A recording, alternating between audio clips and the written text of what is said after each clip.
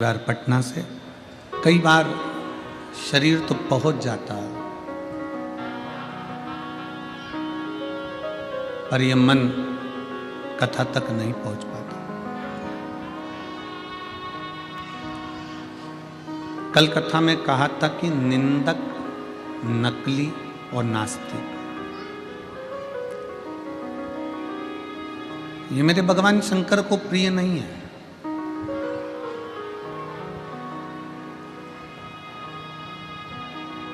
भगवान शिव ने निंदक से भी दूरी बनाकर रखी है, नकली से भी दूरी बनाकर रखी है और नास्तिक से भी दूरी बनाकर रखी है। डीले कम कर आवाज क्लियर करिए। निंदक, नकली और नास्तिक, मेरे भगवान शंकर इन तीनों से दूर है।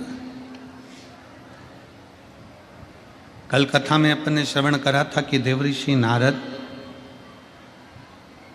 शिव जी की निंदा कर कर आ गए भगवान विष्णु जी से, तो भगवान नारायण को घोड़े का मुख लग गया केवल निंदा सुनने के लिए, और देवऋषि नारद ने निंदा कर दी इसलिए बंदर का मुख लग गया केवल निंदा करने पर।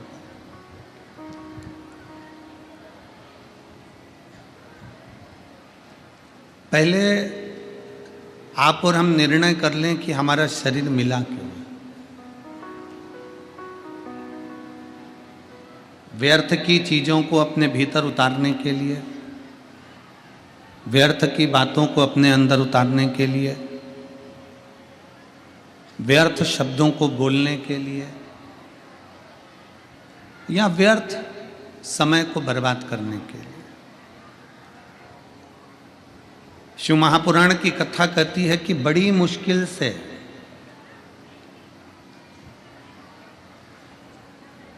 तिरासी लाख 99,999 योनियां काटने के बाद ये 84 लाखवें नंबर की योनि है मनुष्य की देह, मानव का शरीर।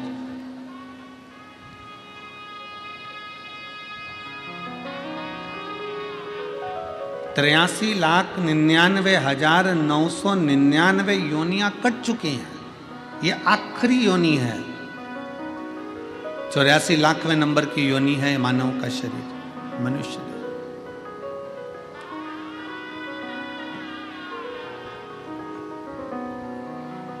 और उसमें भी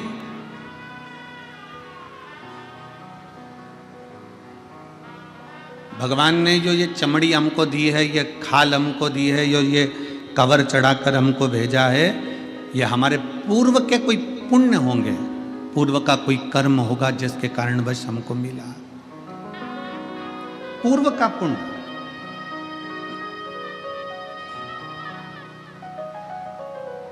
कोई अच्छा काम करा होगा तो काशी में जन्म मिल गया, कोई अच्छा काम करा होगा, कोई अच्छा कर्म करा होगा तो गंगा जी का जल स्नान को मिल गया, पान को मिल गया।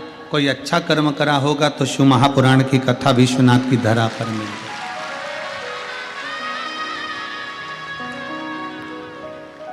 कोई कर्म हमारी जिंदगी का पूर्व में अच्छा हो गया होगा जो आप और हम सब इस माँ गंगा की गोद में बैठकर कथा सुन रहे हैं।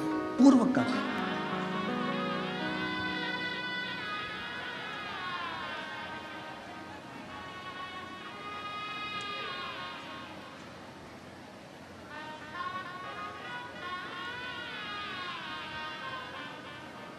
हमारे परली बैजनाथ वाले सोमानी जी, सोनी जी को खबर करे देवास में, कहे सोनी जी कि यहाँ पर व्यवस्था कर रहे हैं और ऐसी ऐसी व्यवस्था है, और चतुर्वेदी जी से बात हुई। ठीक है, फिर इनकी बात हुई केसरी जी, इन सब की मीटिंग हुई। महाराज जी बहुत चिंता में थे ये सब।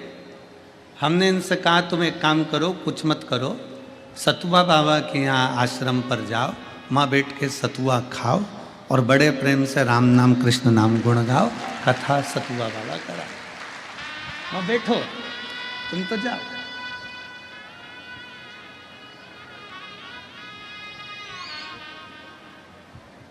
इतने में सोनी जी बोले वो बाबा जी हैं। हमने कहा आज की सत्ता बाबाओं की है।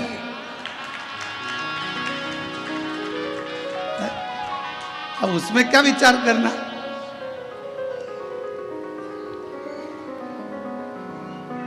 आप जाओ विनय करो कि साहब ये कथा है और बिटले सेवा समिति की 12 ज्योतिर्लिंग की कथा में तीसरी कथा चल रही है। पहली उज्जैनी हुई, दूसरी ओमकारेश्वर, तीसरी कथा समिति के द्वारा काशी विश्वनाथ की धरा पर हुई। ये 12 ज्योतिर्लिंग का नियम चल रहा है कि महीने में 1 साल के अंदर 2 कथा कैसे भी ज्योतिर्लिंगों में हो जाए, जिससे जल्दी से जल्दी 12 ज्योतिर्लिंग पूर्ण हो कथा के।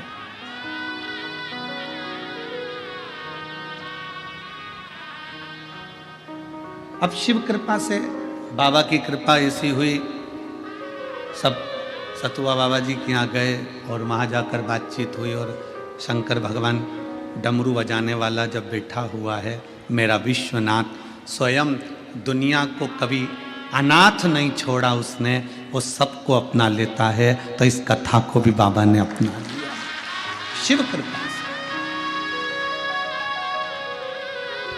और क्यों ना करता।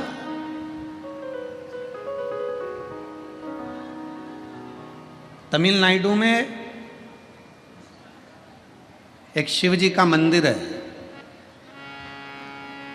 कुंभकोणम में, वहां से 3 किलोमीटर की दूरी पर महाराज जी ऐरावतेश्वर महादेव।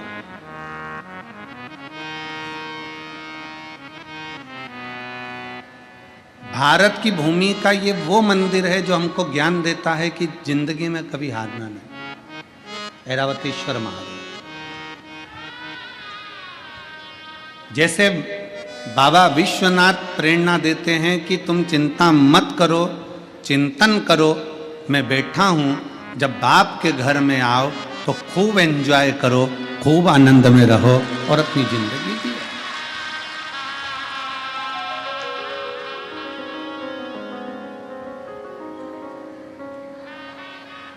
अपने पिता के घर में आए हो ना तो टेंशन लेकर नहीं जीना।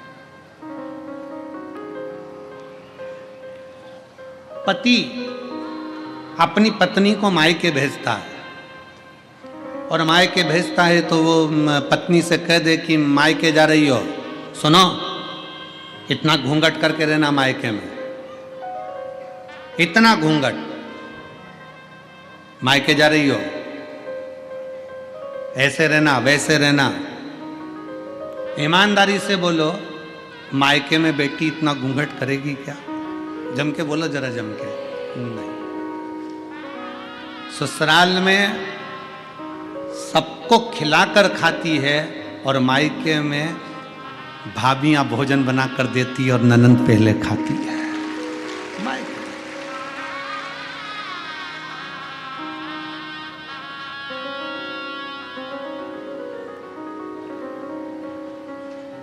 आज तक महाराज जी किसी कथा में हम भी नहीं नाचे,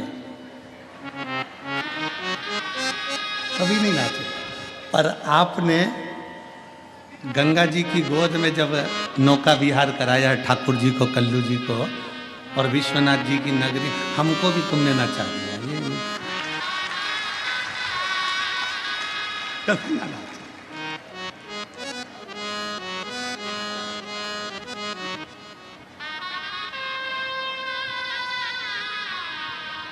ये शिव भक्ति है। क्यों? क्योंकि हम अपने बाप के घर आए, किसी से डरते थोड़ी ना है। अपने पिता के घर आए हैं और पिता का जो घर होता है, बाबुल का जो घर होता है, वो फुल आनंद के साथ होता है, पूर्ण आनंद के साथ।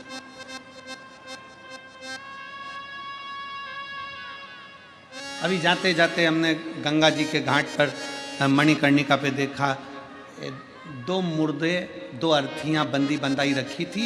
एक गंगा जी के जल से कोई स्नान वगैरह करा रहे थे, 2 एक्स्ट्रा रखी हुई थी।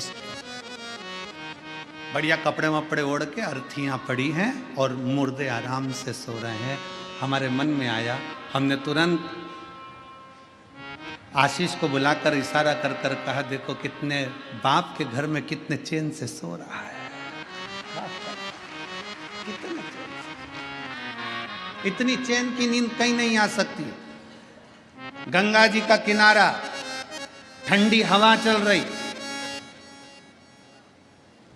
पानी से गंगा मैया से स्नान कर कर आए, बैठे अलमस्त होकर, मेला ठेला थोड़ा सा घूमा और अपनी अलमस्ती में बैठ गए, आनंद किया, पाया, बैठे, श्रवण किया।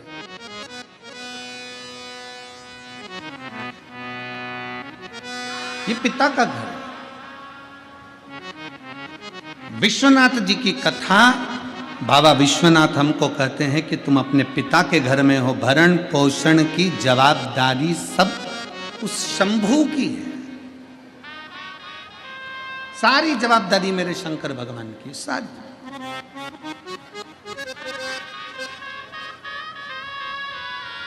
कितना सुंदर कहा है, माता के गर्भ में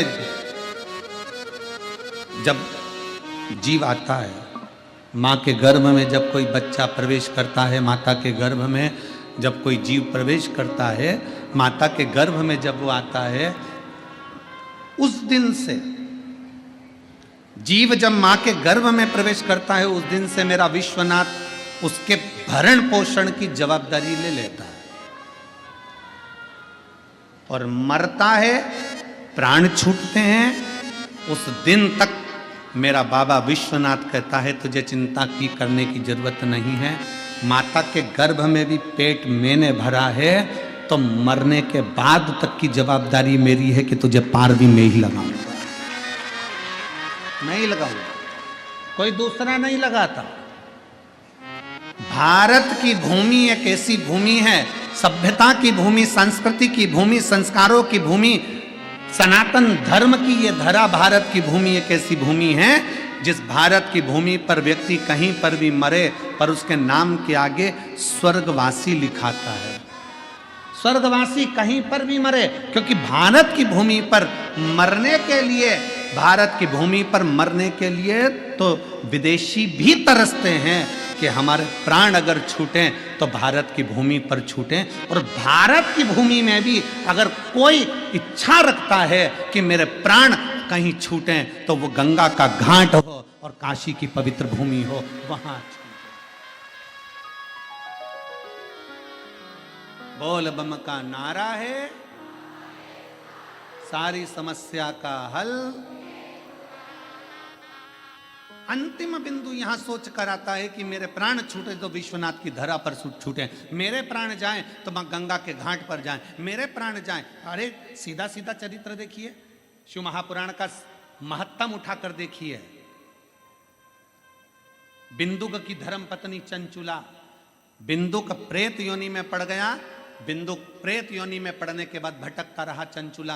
कभी भगवान शंकर को नहीं मानती थी, कभी शिवालय नहीं गई, कभी शंकर का मंदिर नहीं गई, कभी शंकर की स्तुति नहीं करी, कभी शंकर भगवान को एक लोटा जल नहीं चढ़ाया, कभी उसने शंकर की आराधना नहीं करी, कभी शिव के धाम चंचुला देवी नहीं गई। पर गांव के लोग बैलगाड़ी तैयार कर कर गांव के लोग काशी जा रहे थे। चंचुला के मन में आया मेरे पति को मुक्ति नहीं मिली क्योंकि वो पानी में डूबकर मर गया।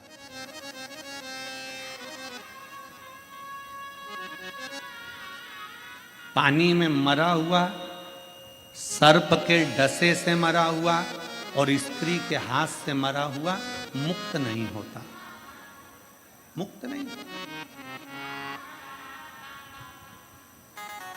उसकी मुक्ति नहीं हुई। चंचुला को लगा मेरे पति का मोक्ष नहीं हुआ, क्या करूं, क्या करा जाए। गांव के लोग जा रहे थे काशी, चंचुला ने सुन रखा था कि एक बार अगर काशी मुख से निकल जाता है, काशी काशी काशी काशी मुख से निकल जाता है तो हजारों अश्वमेध यज्ञ का फल प्राप्त होकर शंकर का धाम मिल जाता है। जब केवल काशी का नाम मुख से निकला तो अश्वमेध यज्ञ का फल प्राप्त हो गया, काशी का नाम मुख से निकला तो स्वयं भगवान शंकर का स्थान प्राप्त हो गया। तो क्यों ना मैं एक बार काशी चले जाऊं तो मेरे पति को मुक्ति मिल जाए। तो चंचुला देवी बैलगाड़ी में बैठकर सारे गांव वालों के साथ में लिए आने लगी। पर गांव वालों ने चंचुला देवी को गाड़ी में बिठाया नहीं, क्योंकि ये कभी शिवालय नहीं जाती थी, कभी ये सत्संग नहीं करती थी, कभी ये भजन नहीं करती थी, कभी ये कीर्तन नहीं करती थी, कभी ये मंत्र जाप नहीं करती थी, कभी इसने शंकर भगवान को एक लोटा जल नहीं चढ़ाया था, कभी भी।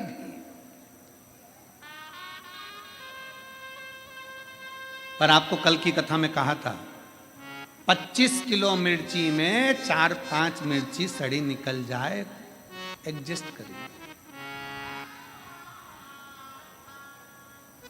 25 किलो आलू में 2-5 आलू बेकार निकल जाए, कोई बात नहीं। 4-5 किलो टमाटर में 2-4 टमाटर बेकार निकल जाए, कोई बात नहीं, उनको स्वीकार करिए। उसी तरह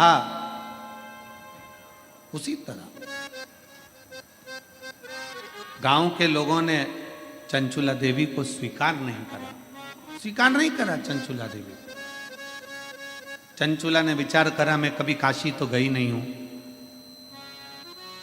कभी मैं काशी गई नहीं, एक काम करती हूं, मैं काशी, ये गाड़ी जो जा रही है ना, इसके पीछे पीछे चलती हूं,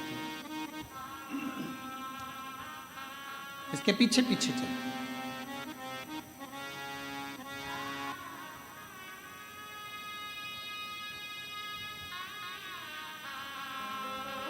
भाव था चंचुला का, दिल से।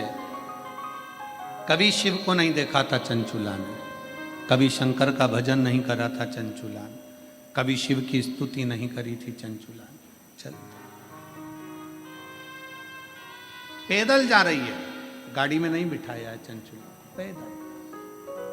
शंकर भगवान, मेरे विश्वनाथ, मेरे शंभू जब अपने पास बुलाते हैं ना किसी को, तो उसका पूर्व का सारा पाप पहले काट देते हैं, तब भगवान विश्वनाथ की धरा पर बुला पाते।